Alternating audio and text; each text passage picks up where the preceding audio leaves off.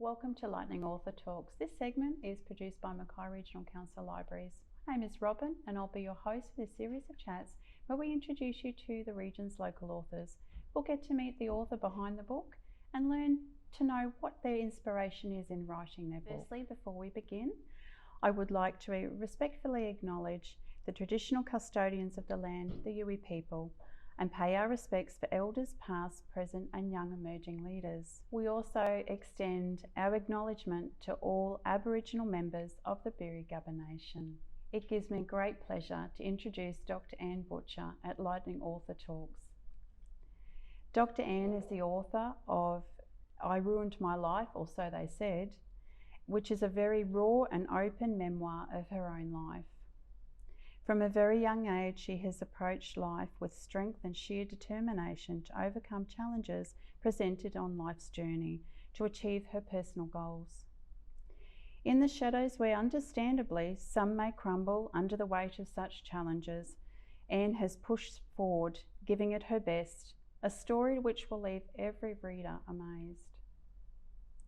Anne's well known and dearly admired within circles of the Mackay community, having gained over 30 years' experience across human service sectors.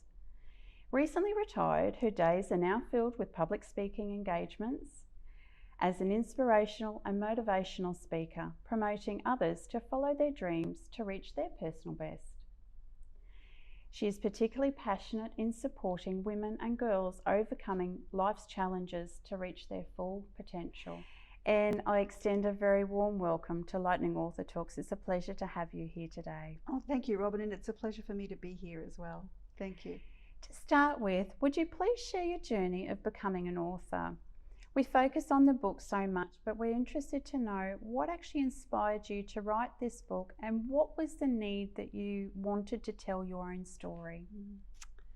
Well, firstly, I think everyone has a story within them to tell. Some choose to write it and some choose not to. But for me, about 15 or 16 years ago, when I graduated with my PhD, it was my husband who said to me, "You should really write a story, a book about your life." And at that time I just thought, oh my goodness, who would want to know about my life? But it planted a seed and that kind of stayed there all this time.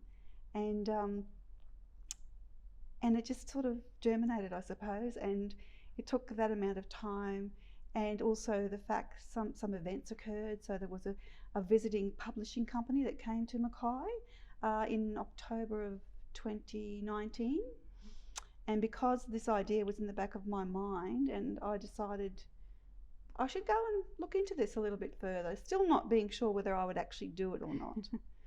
And so I went along to a half-day workshop where the publishing company who I eventually did go with to publish the book gave me so much information that I left that day realising that what I thought I would do was actually really quite achievable. And from that point on, I decided I'm going to do this. Mm-hmm. So I wanted to write the book for my family's sake. I wanted to write it because I've come to realise that the story of my life, aspects of my life, had to be kept very secretive for many, many years. Okay. And I've only just come to realise that I didn't want to keep it a secret any longer, because I think other people can learn. It's not so much about the story, but about the lessons in life that I've learned. Right. Yeah. And I guess it's that secret that you take with you everywhere in life, to be able to pick up that suitcase of secrets and then just open it up. It would have been a huge burden to have off your shoulders. Would that be right? Oh, look, absolutely. And I think a lot of people don't write their stories because this was my experience as well. You don't write your story because you're embarrassed, because you're fearful what others will think about you, because you wonder if it's going to have any kind of negative impacts on your life, bringing something out that's been a secret for years and years and years. But I can tell you, it's been such a liberating experience. Okay. And I feel like a weight has been lifted off my shoulders. Yeah. And and I guess I'm at the age where where I don't really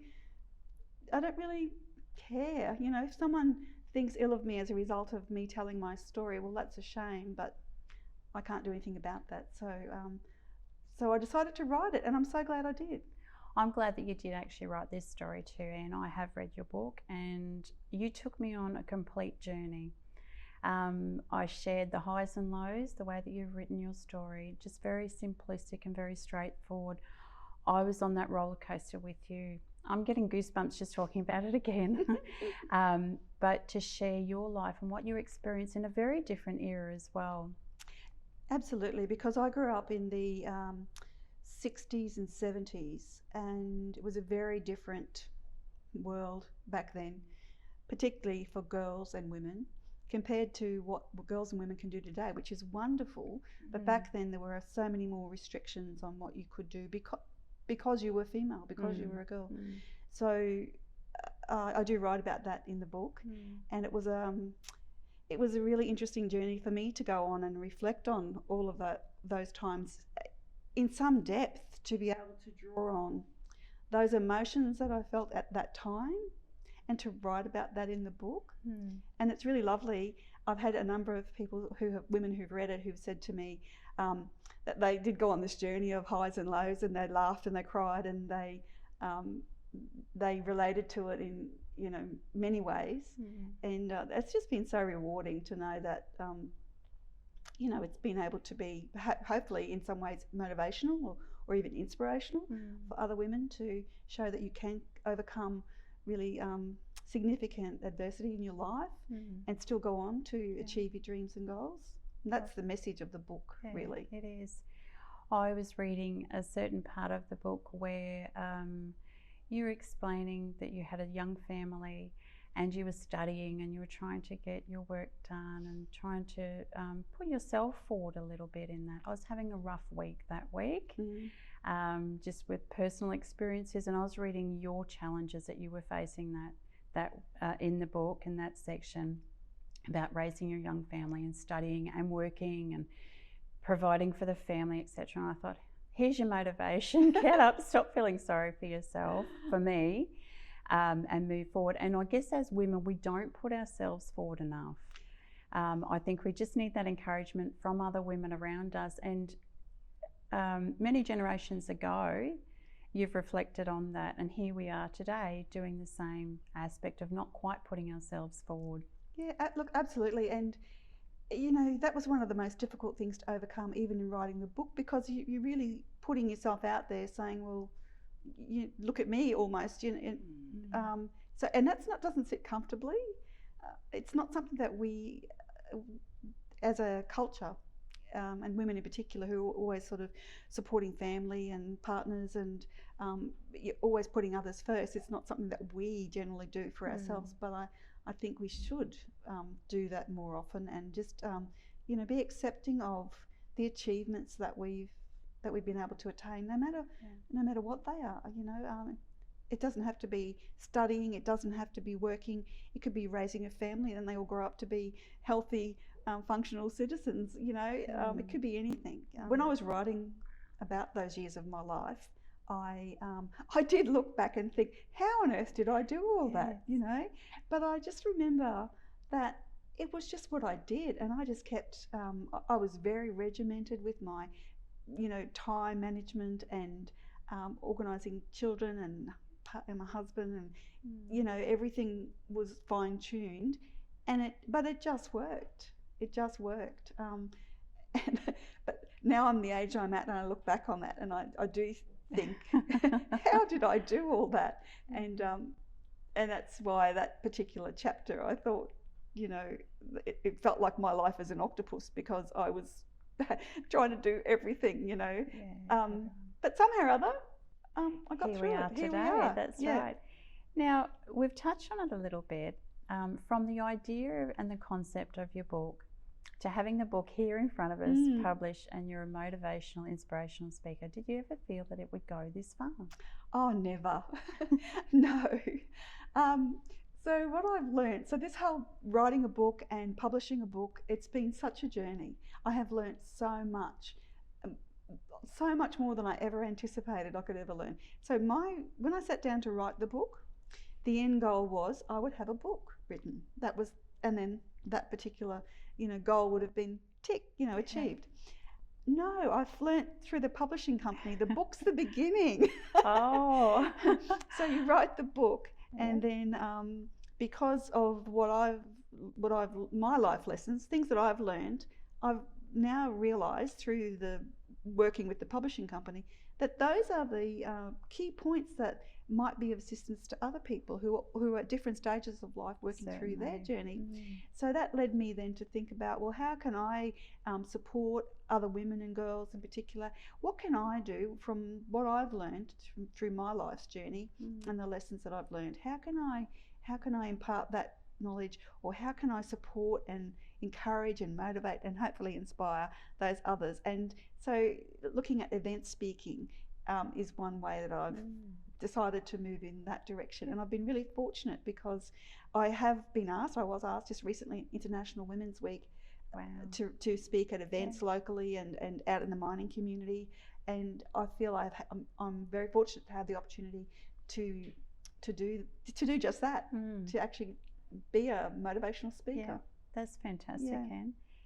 With your publishing experience, did you self-publish, or you just touched on that you had a publishing company that visited Mackay? Did you go with that particular one that was in Mackay, or you chose another publisher, and for what reasons? I did go with the publishing company that came to Mackay.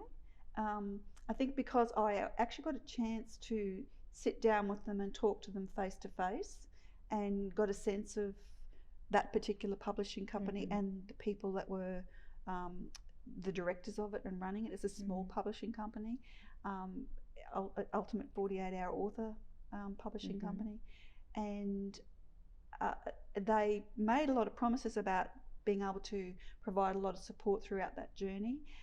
And all I can say is they delivered, and so I was very pleased to go with them. And I'm still kind of working with them because through the agreement that I signed up to go with them as a publishing company, they also promised a lot of additional masterclasses, and so I've been able to take advantage of those additional offers as well. And it might end up in perhaps writing another book. Oh, we would love to see that. What is your favourite place to write? It's definitely at home. We're fortunate we live and we have a nice ocean view, but I have to say I can't place myself in front of that when I'm writing. Oh, really? No, I get too distracted. It's too distracting. So I do have, we have an office at our home, and I had to make sure that when I was writing, I'd go to the office and I would let the family know that I'm going, it's upstairs. I'd go upstairs, I'm writing. And they were great. They left me to my own devices, would check on me and see if I needed a cup of tea or something to eat, and they just let me keep going with it. So definitely at home is where I feel comfortable, and it's peaceful and quiet, and I could get into it and write. Do you find that you have the radio going or the noise in the background as a bit of motivation, just dead quiet? No, I never have been able to have external noise around me. Even when I was studying, I could never have the radio on or TV or any other noise, because it just distracts me. I start to tune into the music or the TV. So I have silence, and that helps me to kind of gather my thoughts and not be distracted. Now, without giving too much away, there may be a second book on the horizon. Well, I enjoyed the experience of writing so much, and once I had the structure of the book in mind, and once I sat down to write it, it just seemed to come out of me, flowed out of me fairly easily. Now, and because of that experience, I enjoyed it a lot, and I have really been thinking I would like to write another book. But I've written my memoir, so now the question is, so what would another topic be? And I'm just kind of toying with some ideas at the moment, but I haven't really settled on anything. I think I will. I enjoyed it such a lot. We would love to see another book written by you, Anne. and I'd be keen to know what you do write it about. Okay, I'll let you know. Now, our next question is, if there was a book to be written about you, what should it be? But you have your book in front of you here. do. I think it's very well titled too. Where did you come up with the title for your book? Well, I sat with the publishing company people and talked about what my life was about, what the key aspects of my life were, and I guess brainstormed some suggestions. And in talking to that particular person, I said the key message for me, the thing that motivated me the most to keep on pushing forward and never giving up and always achieving whatever goal I'd set for myself, was that I had been told at such a young age that I'd ruined my life. And that was a devastating thing to say. You know, it stayed with me, and I was, but what it did, it actually had the reverse effect on me. Instead of that becoming my reality, it made me very strong, and to prove other people wrong, to say, well, no, that's not going to be my reality. So there was this inner resilience. So talking that through with the publishing company, you know, they said, well, so you said you ruined your life. I said, yes, but I didn't, you know. And so we came up with it together. I ruined my life, or so they said. I do like that, or so they said, after. Now, if you would leave one message with our listeners, what would that be? I would just like to encourage anyone who's ever had a dream or a goal that's always been in the back of their mind, and it's never gone away, it stayed with them, but they've not yet acted on it, just to act on it and achieve whatever that dream or goal is. And I have found none of us can do this on our own. There's always people who are ready and willing and able to help and support. And so the trick is, or the solution is, to find those people who will support and guide, and you will eventually achieve your goals. That's the message. Thank you.